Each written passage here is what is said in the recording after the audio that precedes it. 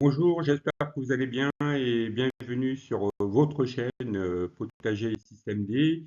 Et je vous remercie surtout de l'intérêt que vous portez de plus en plus à la chaîne. Donc, pour ceux qui ne sont pas abonnés, vous pouvez vous abonner en bas à droite de l'écran. Il y a un petit rectangle qui s'affiche, blanc. Et je vous présente donc ma nouvelle thématique pour cette vidéo. Ça concerne en fait le fait d'avoir que j'enterre 8 de mes parcelles pour les protéger en fait de tous les méfaits qu'il peut avoir sur un potager vu les conditions climatiques de l'année dernière. J'ai été un peu traumatisé par tout ça, donc je me suis décidé à enterrer toutes mes parcelles, en fait, de mettre la plupart de mes parcelles sous serre, enterrées. Et ma vidéo concerne ces gros travaux que j'ai commencé il y a déjà en automne dernier. Pour commencer, tout simplement, il suffit de creuser en fait et de planter des poteaux. Donc ça, c'est la première séquence. Et, euh, les creuser à 30 centimètres du sol, mettre des poteaux qui sont à peu près de la même hauteur. Ça veut dire elles font 1,50 m, 1,50 m de haut. Donc ainsi, toutes les pousses, les plants peuvent facilement évoluer à l'intérieur et avec tous les avantages que peut apporter des légumes sous serre en fait. Donc c'est surtout pour cet effet et aussi le plus gros de mes problèmes dans le passé, ça a été l'humidité et les larves et tout ce qu'on peut savoir, tous les problèmes qu'on peut avoir, peuvent connaître tous les potagistes. Et donc voilà, et, euh, et en effet, j'ai commencé ces travaux déjà depuis octobre dernier. On était encore en pleine humidité, hein, donc c'est de la folie pure. Et ces travaux, je les ai faits avec le système D, hein. C'est pour ça que la chaîne s'appelle Potager Système D. Et au fur et à mesure, je faisais les travaux au fur et à mesure. Je ne les ai pas faites de suite. Et, euh, et donc, en utilisant en fait des matériaux qu'on trouve dans la nature, ça veut dire des bouts de bois, et en même temps, faire des serres qui soient assez solides et rigides et souples. Donc c'est pour ça que j'ai par exemple mis des cadres un peu partout pour que les bâches puissent facilement s'accrocher dessus.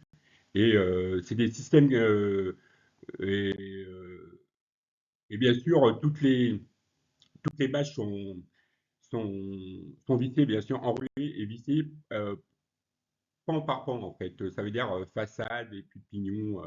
Je parle un peu en termes de bâtiment, hein, de constructeur de maison. Et donc les parties supérieures je les ai clouées, hein, j'ai pas cherché à les visser ou des choses comme ça. C'est juste cloué et puis et toute la structure tient ainsi par l'effet que déjà les pieds sont atterrés et Et, euh, et ainsi, avec les bâches enterrées et avec les bâches bien sûr enterrées, toute la structure tient en place en fait. Malgré le vent, d'ailleurs, j'ai eu à la fin de la création de cette vidéo, j'ai eu une expérience en grandeur nature du test au vent. En fait, il y a eu des forts vents et ça a pas mal tenu. Et donc, en fait, toutes les structures se sont pas envolées, quoi. Donc, déjà, c'est des bon augure. Donc là, je suis dans les phases sur la vidéo et de creuser en fait des tranchées pour enfuir les bâches. C'est hyper important en fait pour qu'il y ait une bonne solidité et pour éviter aussi que tous les prédateurs viennent rentrer dans la bâche, et dans la serre et de causer les dégâts. Et mes plus gros dégâts, en fait, c'est surtout, c'est pour ça que j'ai mis aussi les bâches d'hivernage, en fait, pour éviter que les oiseaux, en fait, viennent picorer, en fait, le fait d'avoir tout ce que j'ai mis en terre, en fait, pour nourrir le sol, en fait. C'est pour ça que je suis obligé de le faire, sinon j'aurais eu des gros dégâts. Voilà, là, vous avez, ça c'est la partie de la serre la plus longue, en fait, la serre la plus longue, qui fait 7 mètres sur 1,50 m de largeur. Donc déjà, ça fait une bonne surface, ça fait une surface de presque 10 mètres carrés, qui est pas mal du tout. Et donc là, on passe à la séquence de dépose des bâches.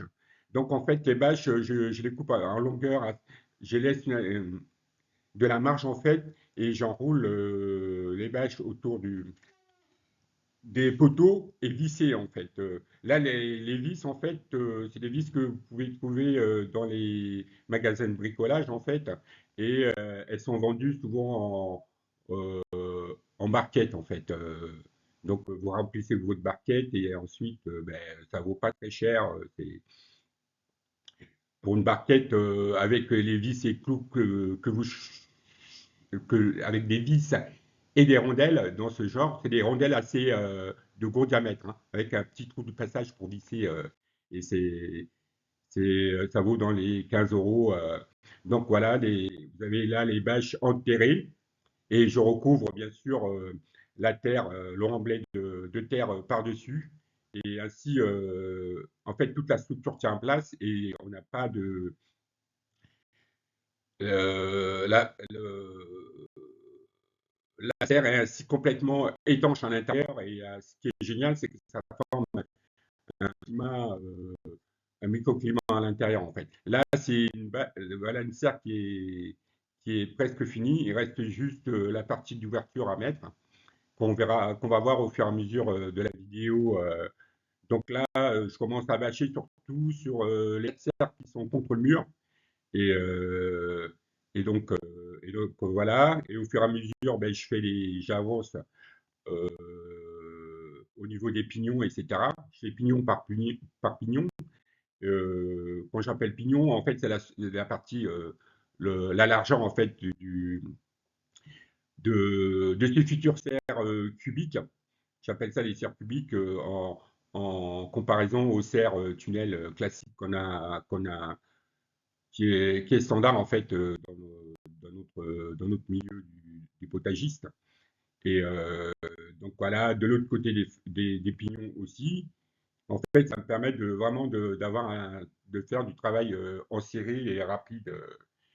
Et, euh, et donc voilà, là je commence aussi à, à mettre c'est les doubles bâches, hein, j'ai oublié de vous le dire. C'est des bâches qui sont vendues dans tous les magasins de bricolage.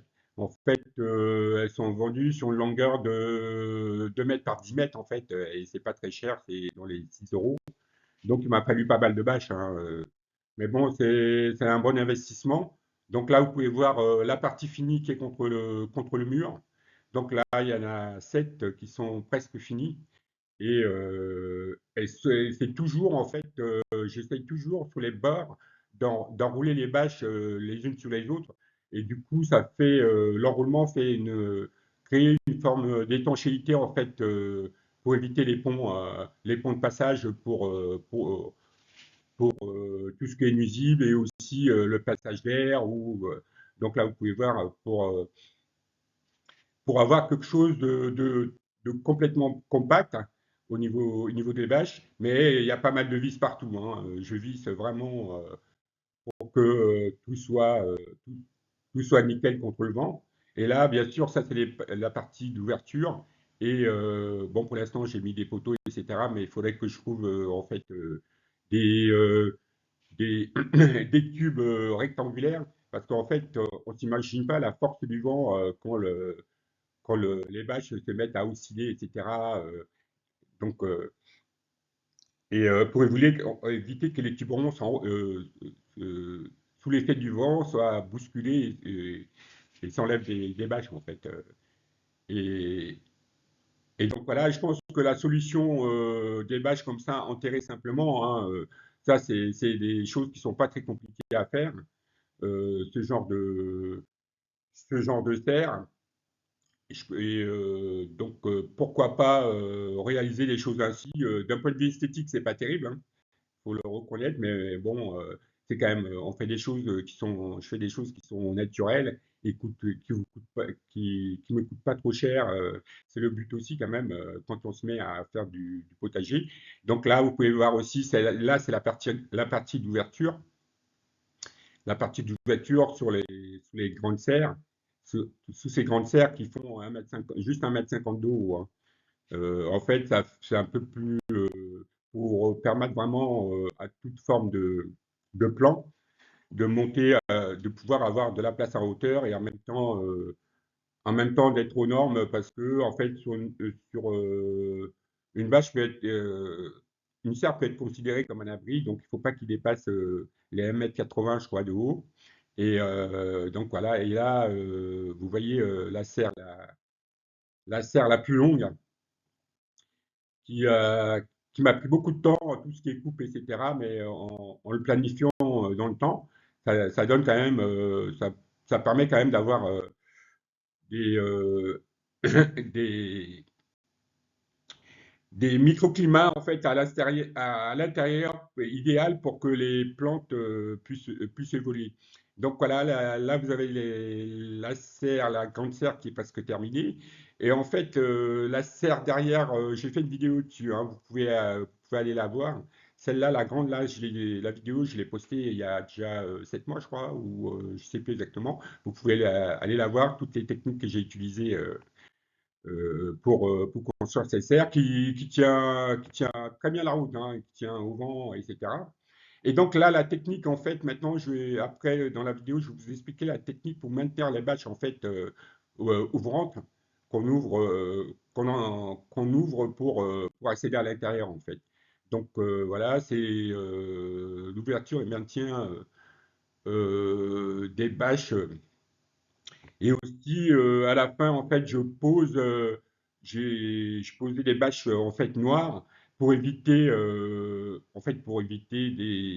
des mauvaises herbes récurrentes. Vous voyez là, par exemple, ça, on peut en avoir, ça peut arriver, ça nous fait des couches de mauvaises herbes ou de gazon des champs, en fait, et ça, c'est un problème récurrent que j'ai tout le temps. Et, euh, et là, donc, la technique, en fait, pour maintenir les bâches ouvrantes, en fait. Donc, ensuite, c'est juste de planter un clou et en fait, d'enrouler un fil. C'est les fils de jardinage, on appelle ça, qui sont vendus dans les grandes surfaces. Ces fils, en fait, c'est des fils de fer enrobés d'un plastique granulé adhérent, ce qui permet à, à adhérer en fait au niveau du serrage, en fait, au niveau des bâches. Donc là, vous avez un fil en bas, un fil en haut, au milieu et un autre au-dessus, en fait, de manière équidistante sur toute la longueur de 1,50 m. Donc là, vous voyez le fil qui part à l'autre bout, je le tire à l'autre bout. Et en fait, j'entoure presque la serre de trois quarts, en fait. Voilà. Et donc là, c'est la dernière courbe avant, avant voilà, de l'entourer sur une autre vis, en fait. Et il y en a celui du dessus, celui du milieu et celui de là en bas, qui n'est pas très visible, qui est là. Et ainsi, en fait, quand j'ai besoin d'accéder à la serre, en fait, je déroule seulement les fils, les trois fils, et puis je les enlève. Ainsi, je peux ouvrir la bâche. Et bien sûr, là, au fur et à mesure, je, en fait, je mets des bâches noires au sol pour étouffer les mauvaises herbes, en fait, qui sont vraiment aussi le gros problème. J'ai beau les déraciner, les enlever, ça fait toujours la même chose. Donc là, vous voyez aussi la technique, hein, la technique de, de serrage de la bâche ouvrante sur les bâches. Et donc là, c'est sur la partie contre le mur. Donc, et en même temps, en fait, j'en ai profité pour rénover en fait deux anciennes serres que j'avais fait à l'arrache. En fait, ça a pas du tout marché. J'ai fait une vidéo aussi là-dessus, hein. La vidéo elle existe encore sur la chaîne. Vous pouvez visiter, vous pouvez regarder cette vidéo. En fait, là, cette bâche est devenue obsolète parce que ben, juste les poser sur des poteaux comme ça, c'est pas très bon. En fait, avec les oscillations avec le vent, ça a tendance à percer les bâches, en fait. Donc, cette vidéo-là est devenue obsolète. Donc, voilà, la partie rénovation hein, de ces deux bâches qui, avec l'expérience, ont percé les bâches, en fait.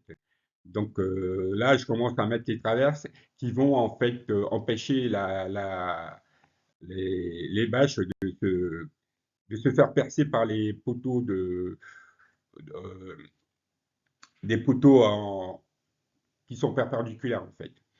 Et c'est comme si ça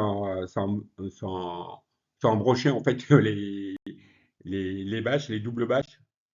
Et donc voilà la vue d'ensemble après les travaux. Et on voit quand même que c'est quand même assez structuré. Donc, en même temps, ça fait un peu maraîchage, hein. C'est vrai que tous les gens qui font du maraîchage au niveau professionnel bâchent toutes leurs parcelles, quoi, parce que c'est pas, il y a quand même une relation de cause à effet, en fait. Donc, c'est ça qui est, c'est en fait la forme la plus simple pour protéger vos plants et contre toutes les conditions qu'on peut trouver ben, au cours d'une saison, quoi. Et donc, ça donne ça. Et, euh, et donc, vous avez tout l'ensemble, en fait, de mes travaux. En fait, la surface est en U, en fait, avec des bâches, avec des serres indépendantes pour chaque parcelle, en fait. Et avec la grande serre que j'ai faite, j'ai déjà fait une vidéo, ça fait déjà depuis l'année dernière.